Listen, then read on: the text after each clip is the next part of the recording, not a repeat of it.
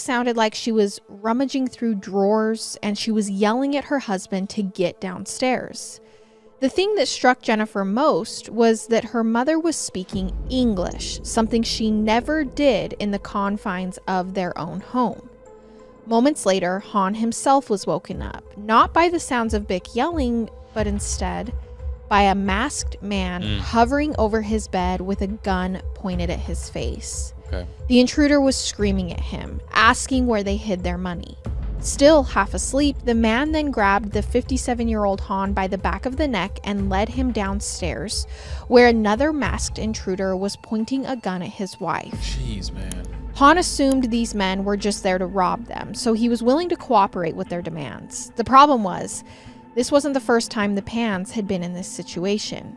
They'd been robbed years ago in an old house, and ever since, the couple refused to keep large sums of cash inside their home. Okay. So Han told the robbers that he had $60 in his pants upstairs, but that was really it. Unfortunately, this response was met with a punch in the head as one of the robbers insisted Han was lying. And that's when Bick started begging, saying, "Please, you can hurt us, just don't hurt our daughter." And seemingly agreeing to those demands, the couple was then led by gunpoint to the basement of the home. What they didn't know was that Jennifer was still upstairs, being held captive by a third intruder. Oh, there's 3 of them. After she was forced to comb the house for money, she herself was tied up and kept separate from her parents. And that's when Jennifer heard a gunshot come from the basement, then another and another. Downstairs, one bullet had struck Han in the shoulder. The other went through his face, just missing his eye.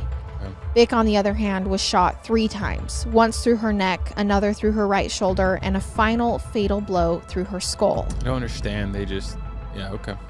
With both Han and Bick unconscious, the intruders booked it out of the house. But seconds later, Han regained consciousness. He's alive? Yes, that's when he realized his wife of 30 years wouldn't be as lucky.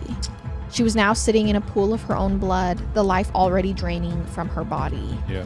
Han managed to get himself to his feet. He then made his way upstairs and past his daughter, who was already dialing 911.